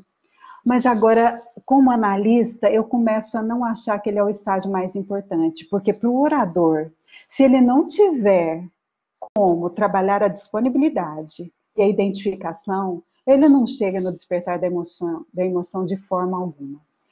Gente, eu não vou falar nem do despertar da paixão, nem da mudança de julgamento, nem da ação. E se vocês quiserem saber um pouco mais, isso vai estar no meu capítulo, mas eu já vou para a minha proposta de ampliação. Vou mostrar aqui para vocês, então, a minha proposta de ampliação. E a minha palestra terá, então, gente, mais 5 minutos e a gente passa para o debate, tá? O nosso debate será feito conduzido, né, pela Cláudia, querida Cláudia Buchaim, e vocês todos poderão fazer perguntas também. Gente, nessa minha ânsia de tentar entender como que o orador faz para mudar, para despertar a paixão correta, então eu proponho essa proposta de ampliação da trajetória das paixões. Vocês vejam que a trajetória das paixões continua aí. São os balõezinhos azul escuro. Agora, nos balões azul claro, eu coloquei para vocês algumas questões que estão no auditório, no senso comum do auditório, na doxa. Então, entre a disponibilidade e a identificação, o orador tem que trabalhar com a doxa, o senso comum. Ele tem que trabalhar com a memória, com a imaginação, com a fantasia do seu auditório. Mas como que ele vai fazer isso? Como que o orador vai trabalhar com a memória, com a imaginação, com a fantasia do seu auditório? Olha lá, o orador está lá no vermelho. O orador é o ethos, né? A imagem que o orador cria de si, o ethos, ele está lá.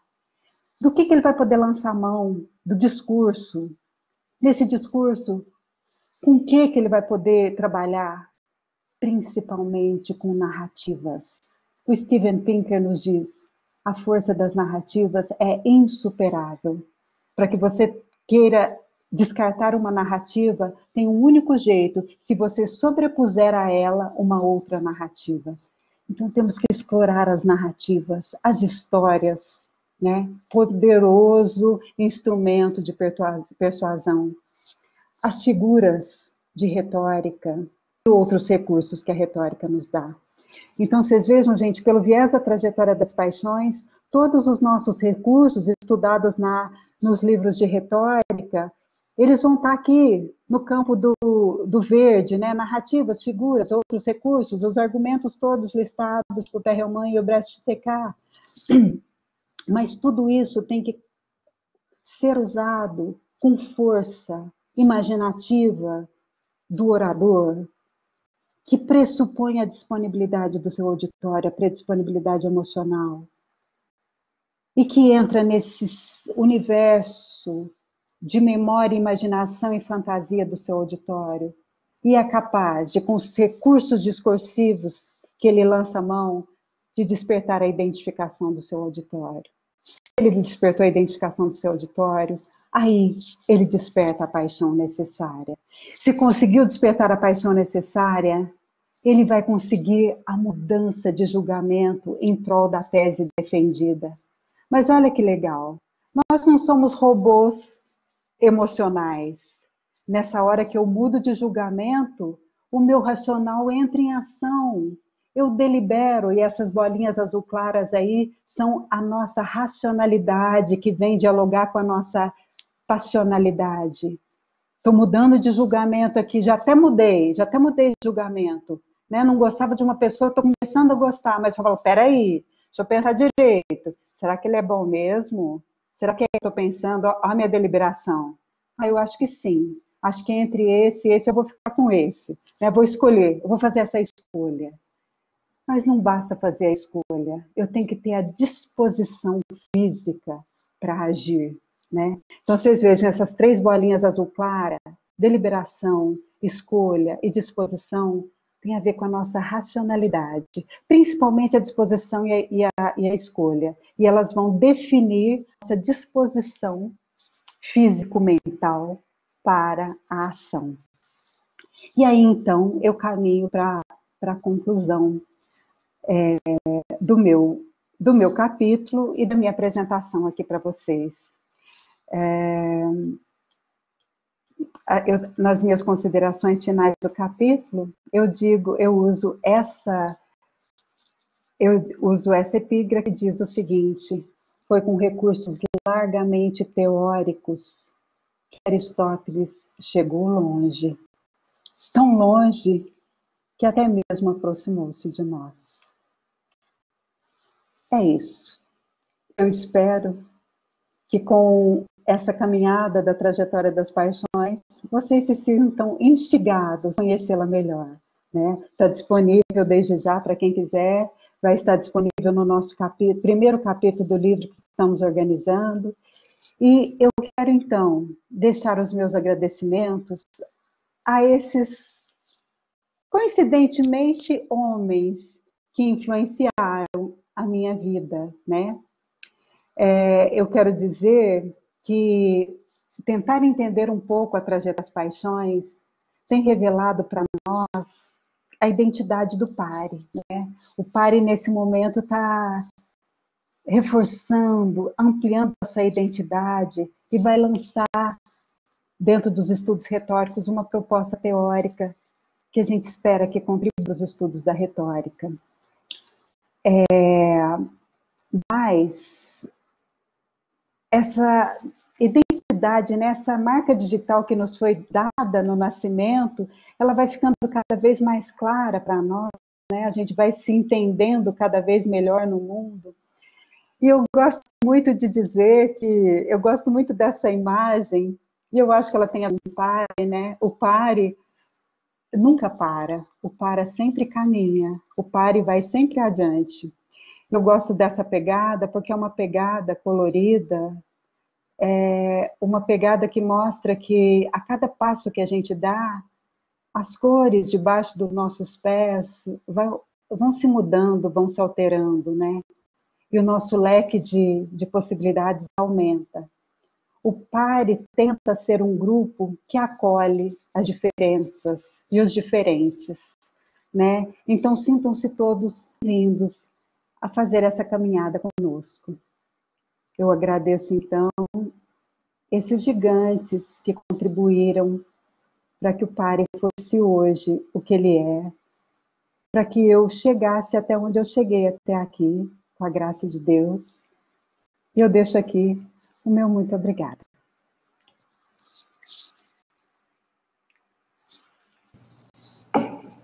Uau! Flavinha, não tem o que dizer depois de tudo que você falou, mas, eu vou te falar uma coisa, querida. O legado de Aristóteles, como você mesma disse, ele trouxe ao filósofo, o status de primeiro filósofo. Não, perdão, de primeiro psicólogo. E, observando Freud dizia, a psicanálise é, em essência, uma cura pelo amor. A ampliação da trajetória das paixões, colocada aqui por você agora, explicada dessa forma tão gostosa, que não dá nem para ver o tempo passar, deixaria Aristóteles e Freud impressionados. Imagine o seu auditório. O auditório está amando, durante a sua exposição, você pode ter uma certeza. Você aplicou a trajetória das paixões. Você uniu retórica e psicanálise. Você persuadiu seu auditório, E diante de toda essa explicação fabulosa, a sua voz também, você sabe que a dicção é uma coisa assim que a retórica toma também, como algo primordial. A sua voz nos encanta também, viu, Flavinha? Não apenas o intelecto, não apenas a forma como você expõe. O que me resta agora? Na verdade, né, eu teria que fazer uma pergunta, mas perguntas aqui eu acho que não cabe a mim. Cabe a mim pedir que você fale um pouco mais. E analisando toda a trajetória das paixões, eu fui percebendo ali que em algum momento, lá em 2018, 2019, você trazia, né, a disponibilidade, a identificação, a alteração psicofísica, que estava até na dissertação do Gabriel, né? E o despertar da paixão, então você trocou a alteração psicofísica pelo despertar da paixão. Eu acredito que você tenha explicado bem isso, já deu bem para entender, daí a mudança de julgamento e a ação.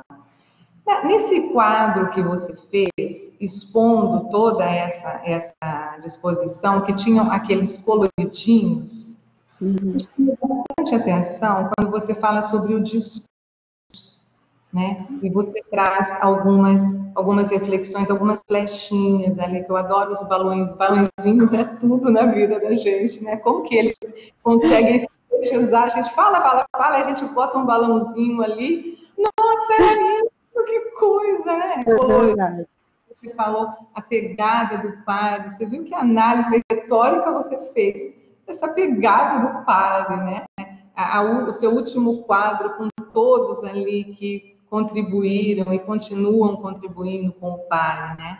Eu gostaria só de escutar um pouquinho mais, porque existe ali na trajetória das paixões, pelo que eu entendi, né, um ponto crucial na questão do discurso, que você coloca para nós a questão das narrativas e a questão das figuras de retórica. As figuras de retórica, para nós que estudamos retórica, são efetivamente primordiais, né? Mas tem ali um momento que disse que as narrativas, na verdade, elas são essenciais para que o orador ele descubra quem é o seu auditório. Se você pudesse falar um pouquinho mais, tá? Essas narrativas, ensina aí para mim, Flavinha, né? Como que eu faço? Como que eu tiro essas narrativas? Né? Eu, enquanto um orador, como é que eu vou despertar no meu auditório, né? O que seriam essas narrativas? Que fica ali nesse ponto crucial, né? Eu conhecendo a narrativa, eu consigo desvendar quem é o meu auditório.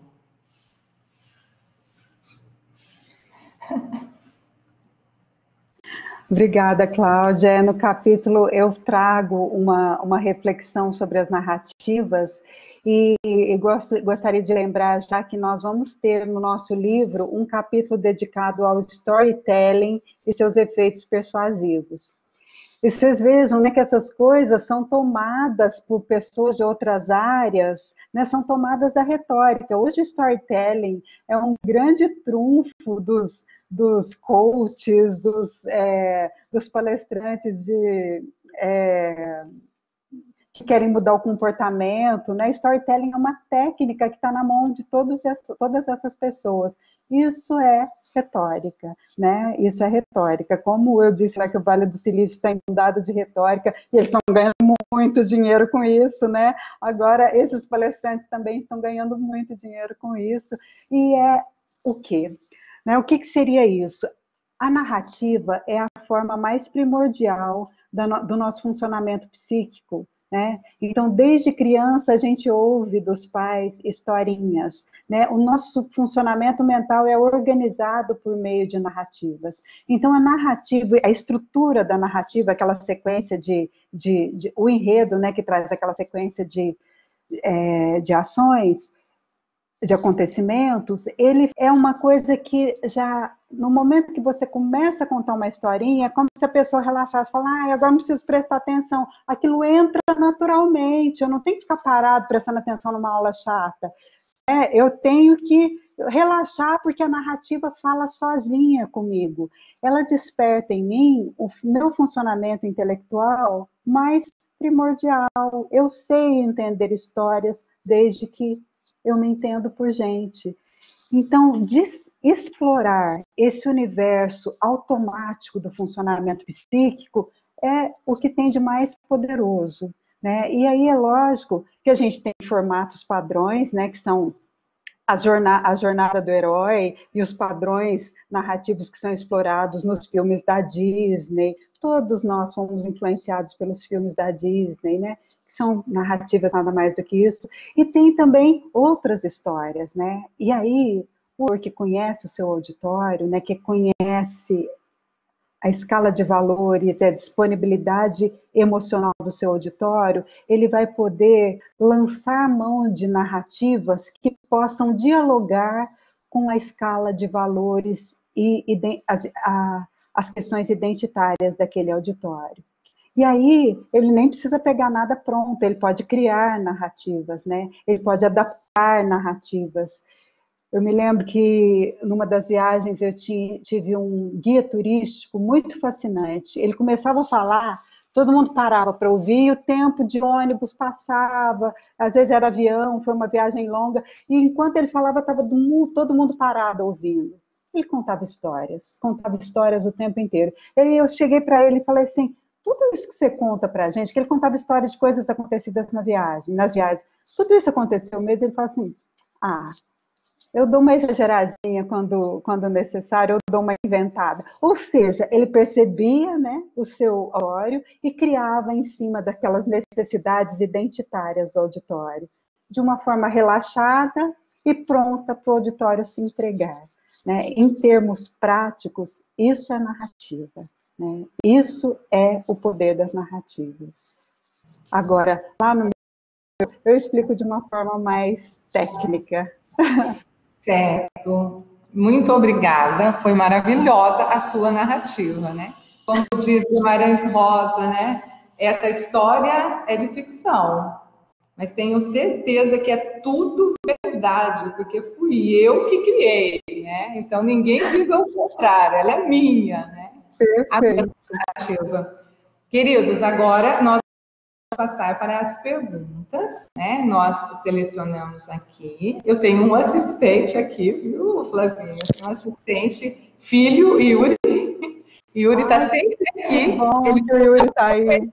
Flavinha de jeito nenhum. Para quem está nos assistindo, a nossa família tem um amor profundo por essa moça chamada Flavinha, né? Que nós a chamamos de uma forma... É carinho, puro carinho, né?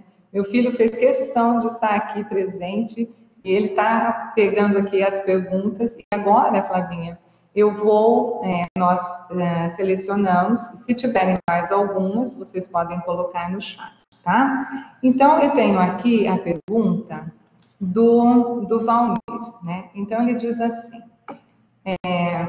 Comentei com a senhora Maria Flávia há algum tempo sobre a minha visão a respeito da trajetória das paixões. Ela denota a forma com que uma paixão funciona como uma ponte entre o mundo interior, intrapessoal, e exterior, interpessoal. Nos meus 2 capítulos da obra, discuto um pouco sobre isso e exponho que os 5 estágios da trajetória desvelam como uma paixão nasce na cognição humana. Passa para o corpo, exalta, instiga e revela efeitos psicofísicos, e como não cabe mais dentro do homem, de tão avassaladora que ela é, extrapola para o mundo exterior e propicia uma ação, uma transformação no mundo. Essa é a explanação dele. Aí vem a pergunta. Gostaria de ouvir mais sobre a sua opinião a respeito desse raciocínio.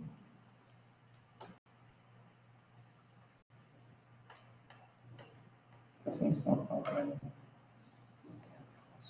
Flavinha está sem som. Certo. Valmir, eu concordo com o seu raciocínio, acho que esse raciocínio seu já é um acréscimo à trajetória das paixões, né? E eu acho que, de fato, a paixão, ela nasce no interior do homem, quando o homem encontra no mundo algo que diz sobre o que ele é, né?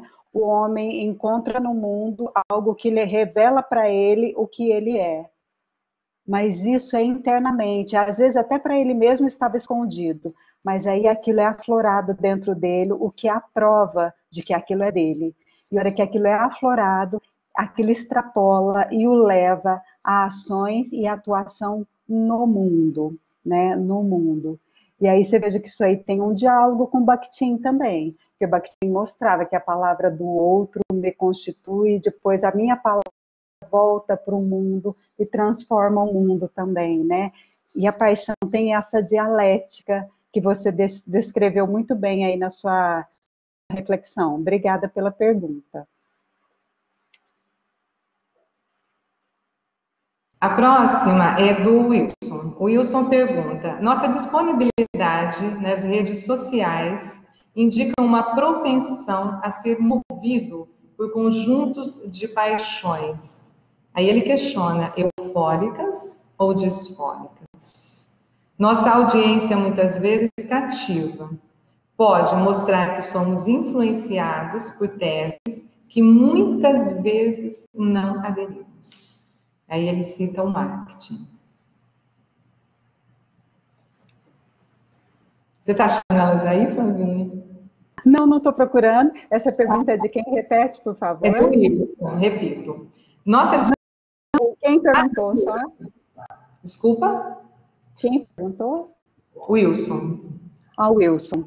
Wilson, sim, você veja que a nossa disponibilidade nas redes, você veja, estar disponível para as redes não significa uma coincidência com a etapa da disponibilidade, tá? A etapa da disponibilidade, ela é intrapsíquica, tá? É a disponibilidade que você tem em relação às emoções que estão mais fáceis de ser afloradas, mas é a mesma palavra, né? Quando a gente se coloca ali na frente das redes sociais, a gente está disponível para paixões diversas serem afloradas.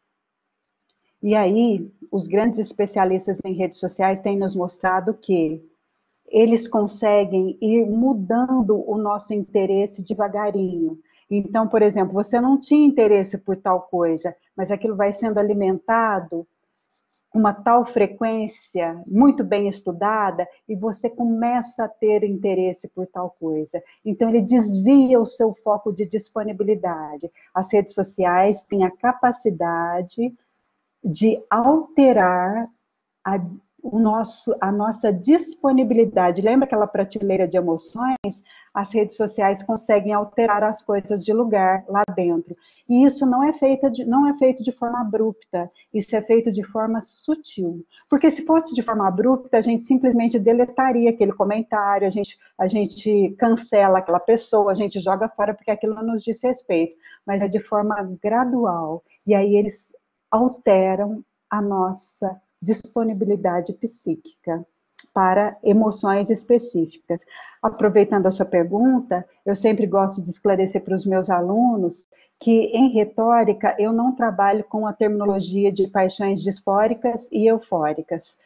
Por quê? Essa é uma terminologia corrente, dá até para a gente pensar. Só que em retórica isso acaba não sendo produtivo, porque não importa se é disfórica ou eufórica, importa que se a emoção é aquela que você precisa, é a emoção adequada para a tese que você quer defender. Então, essa classificação que parece assim, eufórica é positivo e disfórica é negativo, na retórica é positivo aquilo que está adequado para o seu propósito comunicativo. Então, eu não uso essa terminologia nas minhas análises. Só um parênteses. Obrigada, Wilson, pela sua pergunta. Flavinha, a próxima pergunta é do Flávio Santana. Ele diz assim: eu gostaria de saber se você já ouviu falar de uma teoria chamada, eu acredito que é conexionista, que rastreia as fixações do nosso olhar. Se sim, você acha que ela poderia ser uma ferramenta possível para analisar as paixões no auditório? O áudio, Flavinha. Áudio. Obrigada. O Flávio Passo Santana, que eu conheço virtualmente apenas, é um prazer tê-lo aqui hoje. Flávio, quem sabe você vai conseguir trazer uma informação para mim, que é o seguinte: de fato, a ideia de que onde repousa o nosso olhar está o nosso interesse é irrefutável, né? Nós repousamos o olhar naquilo que nos interessa. Por isso, as brigas hediondas entre casais, né, por causa de ciúme. Como que você está olhando? Para que você está olhando? Não para de olhar. A gente morre de ciúme do olhar da pessoa amada, né? Eu não tenho, eu gosto de deixar a pessoa livre, porque eu falo, gente, olhar é a coisa que a pessoa mais tem de identitário, ela para olhar aquilo que ela gosta. Não sou eu que vou impedir que ela faça isso, né? Mas a gente tem uma vontade de impedir que o outro olhe aquilo que ele quer. Então, de fato, a gente repousa o olhar naquilo que nos interessa. Eu não conheço essa teoria como teoria, mas acho que ela pode nos ajudar. E talvez, Flávio, eu até acho, se você tem conhecimento dessa teoria, você poderia trabalhar numa relação dessas duas coisas e ver se isso poderia contribuir para nosso entendimento da trajetória, né? Se é mais uma ferramenta à nossa disposição para a gente instigar esse nosso auditório. E aí o pedido que eu te faço é o seguinte, Flávio: eu assisti um filme em 2004, em Campinas, e esse filme mostrava exatamente isso, e eu não consigo ver esse filme de volta. O filme mostrava que as pessoas eram hackeadas pelo olhar, então era implantado um chip no olho da pessoa, e aquele chip era guardado por gerações. Então, depois, a pessoa morria e a família guardava o chip. E aí, se alguém tinha vontade de conhecer a pessoa, ela ia assistir o chip, ela punha o chip para assistir, e aí ela sabia tudo que a pessoa tinha parado para fixar o olhar ao longo da vida. É um filme estrondoso. Nunca mais achei esse filme. Se alguém encontrar esse filme, por favor, me passe. É um filme que precedeu o Vale do Silício e já mostrava tudo isso. E talvez a gente possa analisá-lo com a nossa retórica atual. Obrigada. Flavinha, eu sei que filme é esse. É um filme com Robin Williams e nós estamos aqui procurando a referência, tá? Como é que é? Violação de privacidade. É Robin Williams. O filme é fabuloso, fabuloso.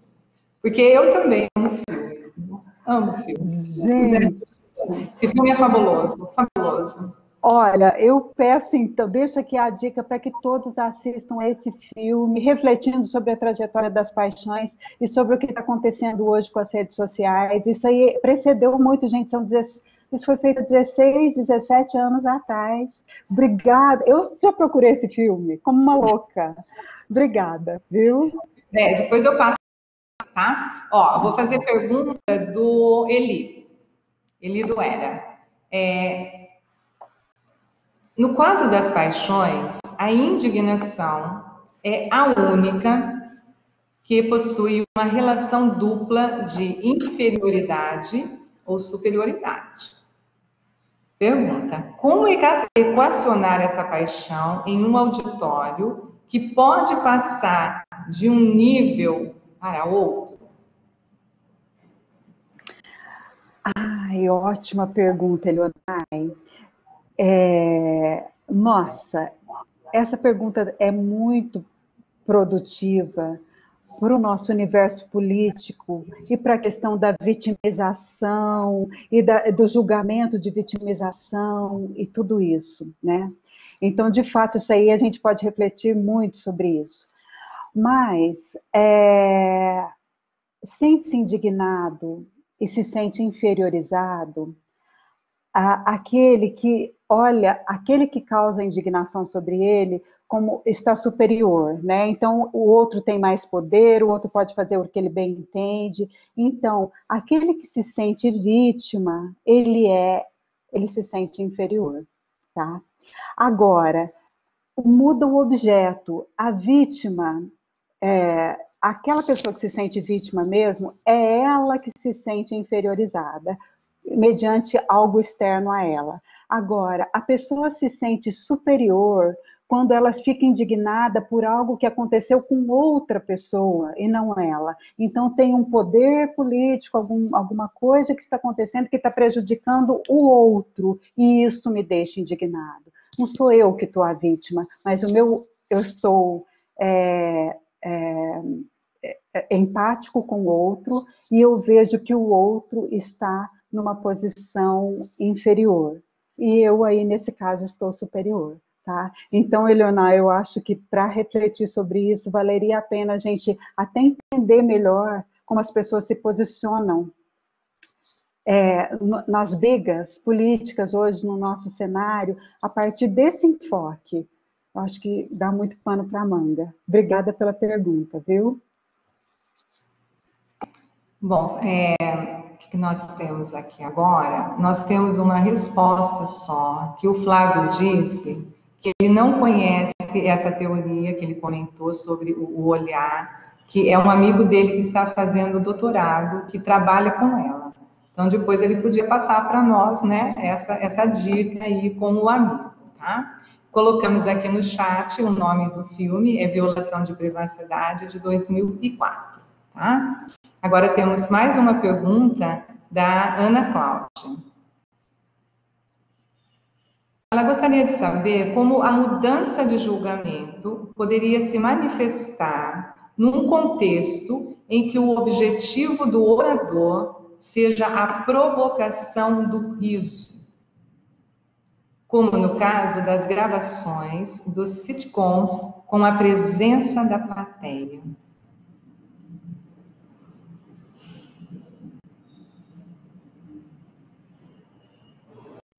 Vocês vejam esse caso específico, né? E aí é muito importante isso que a Ana Cláudia colocou, porque a gente só pode analisar cada caso dentro do seu contexto retórico muito bem delineado, né? Então, aqui nós temos uma sitcom gravada, que é cômica, né? É uma já de natureza cômica, gravada para um auditório que busca aquele tipo de proposta teatral e que já está, em princípio, aberto para rir, né?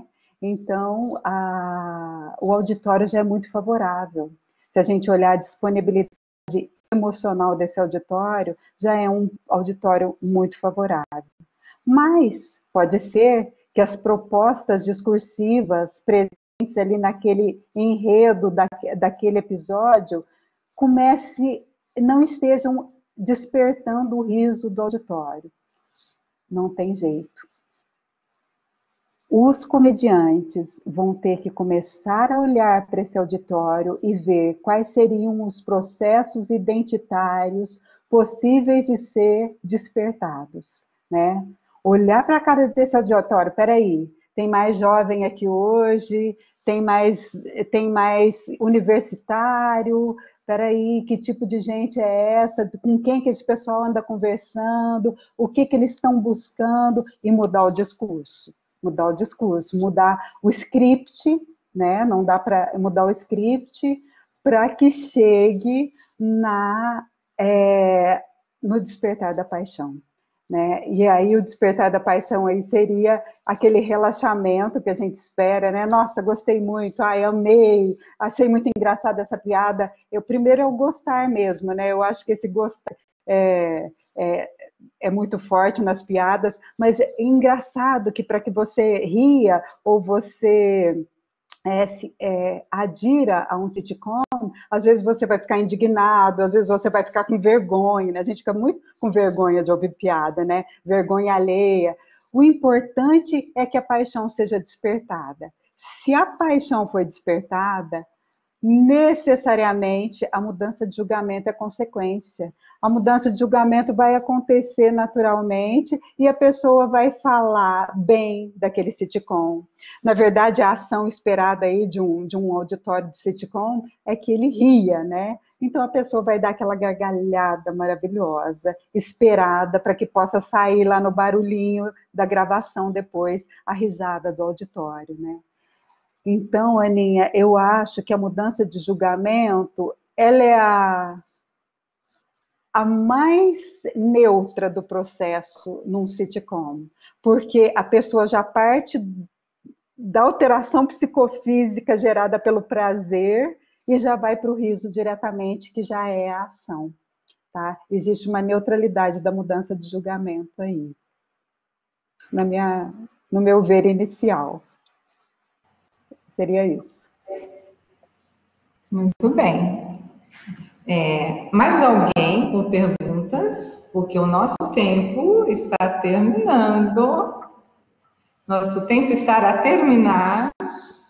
Mais alguém quer perguntar? Eu ficaria aqui até amanhã, né? Mas, como eu sou a mediadora, eu preciso colocar ordem, né, nessa palestra, certo, Flavinha?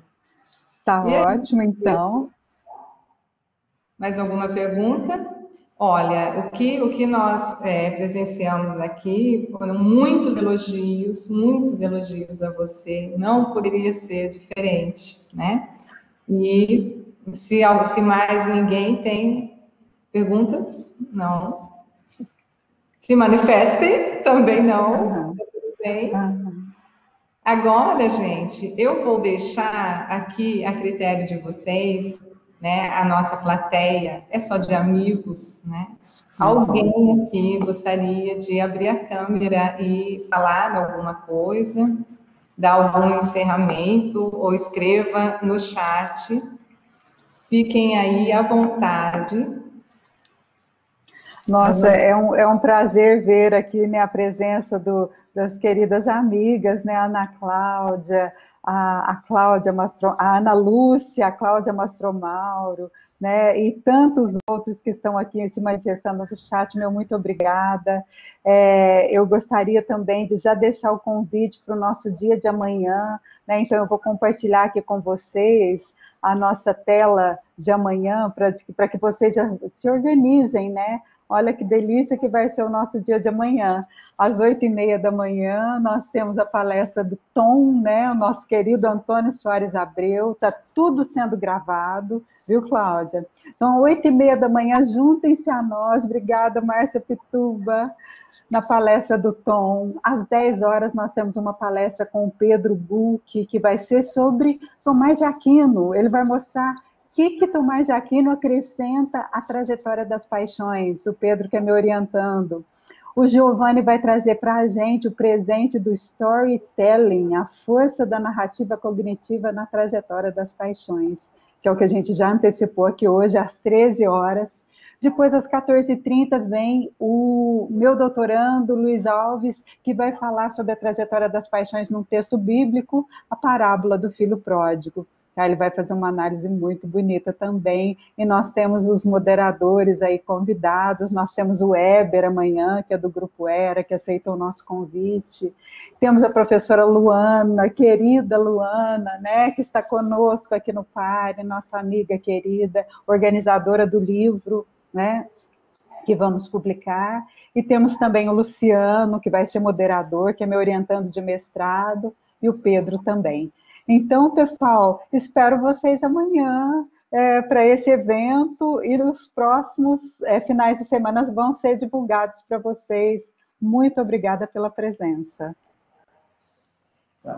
Flavinha, tio Lu também está na palestra. Viu? Meu Deus do céu, que alegria, que alegria. Você sabe de tudo, né, Luiz? Você sabe de tudo. Muito obrigada por tudo, viu? É uma honra tê-lo aqui conosco. Obrigada. Eu acho que ele está assim meio com aquela, ele está com a paixão da vergonha, será? Não, ele nem precisa falar, né? Flavinha. Oi, querido.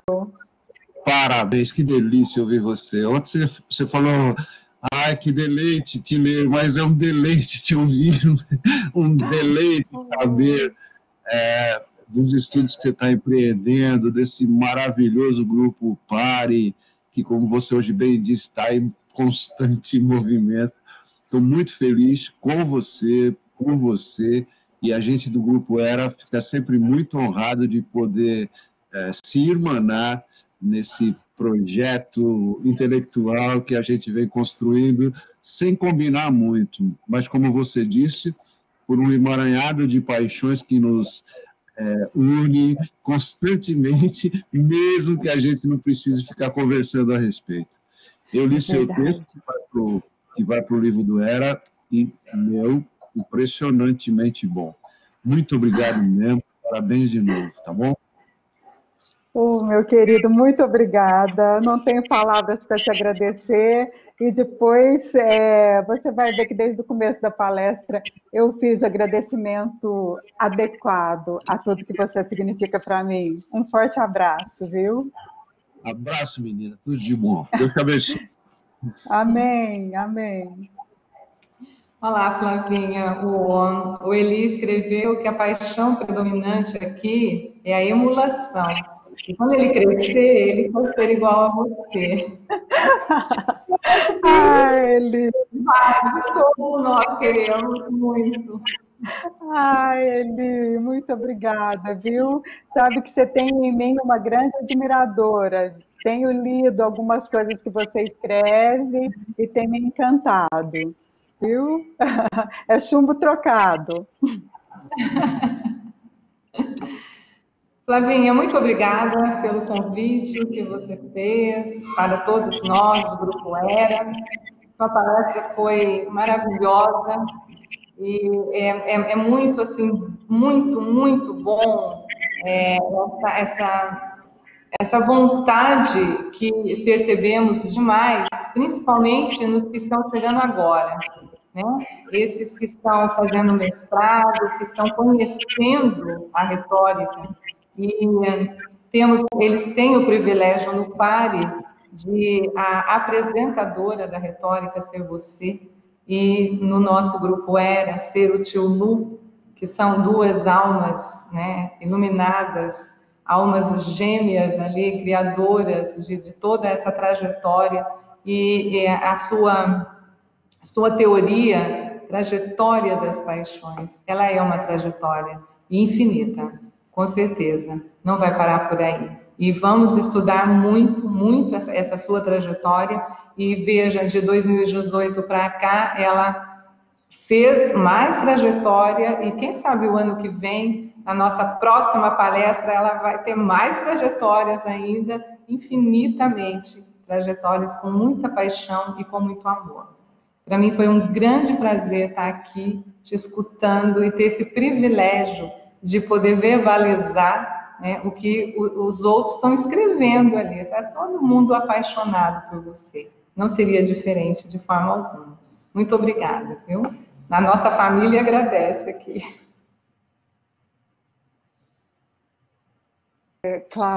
Claudinha, muito obrigada pela sua doçura e pelo seu companheirismo aí acompanhando essa nossa caminhada. Tá? Foi um prazer começar o ciclo de palestras na sua presença e eu espero que a gente vá juntos, longe, tá bom? Obrigada, Flavinha. Então, tá um beijo para você, linda. Um beijo grande e então encerramos nossa tarde por aqui. Acho que o Luiz será que o Luiz quer falar mais alguma coisa? Acho que não, né? Olha quem está aqui também. Agora você põe essa carinha aí. O Tom. Tom, que bom te ver. Fala conosco, Tom. Dê um tchau aqui para a galera.